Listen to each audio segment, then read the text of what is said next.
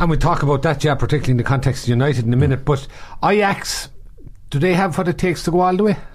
I don't know that much about them, Mick. The first time I saw them the other night, they obviously got talented players, very, very, and they've always produced talented players, as we know. Yeah.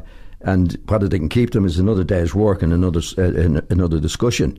But certainly, what I saw of them the other night, they were very, very good.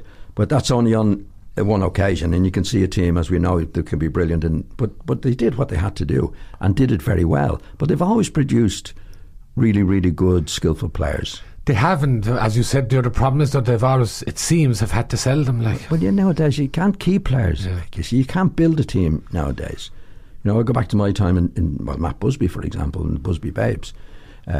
Because in the old days there was a retain and transfer system. Like when I signed pro, for example, years and years ago, you signed for life, right?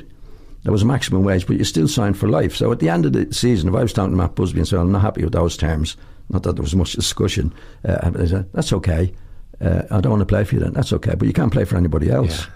Pre-Bosman, yeah. And before that even. So nowadays the players have the upper hand. Players sign for 3 years. 3 years is up, and we say we want to keep you. Don't I want to go. So you can't build a team. You see, the Ajax team, say those lads come in at 17 to get in the first team, and they've signed a 3-year contract. Right? After 2 years, they're looking like really good players, and they all have agents now. The agents say, whatever you do, don't extend your contract. Right?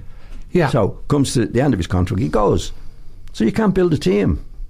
And unusually, I suppose some people would think that Ajax, a Dutch team, doesn't have the resources to keep them, unlike the likes of PSG, the Spanish. No, it's all about money. Yeah. You get the agents coming in. I mean, in my day there was no agent. But if I was playing today, I'd have an agent when I was 17, right? And they're the businessmen. They tell you, no, you don't do that. They work for, well, most of the time they work for themselves. But it's a different time because the freedom of contracts has changed everything.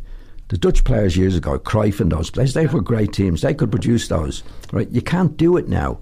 Like Cruyff, when he went to, say, when he started playing, probably 17, probably signed a year's contract, maybe let's say he signed a 3-year contract. By the time he was 20, he was a world star, right?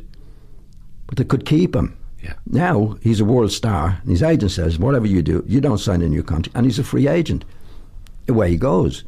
So you can't build a team. Like again, I'd go back to my time at Leeds when I was there. There was like Gary Sprague, Paul Greeny, Paul Madeley, Terry Cooper, Billy Bremner. They all came through the youth team. You couldn't do it today. Yeah. Norman Hunter got in the team when he was 18, right? And he probably signed a 2-year contract. He got to 20, he was a really brilliant player. His agent would say, don't you sign a new contract. Man United would be in. One of the big clubs would be in to take him away. So you can't build a team nowadays. That's the problem, exactly. It'd be interesting to see how far they go.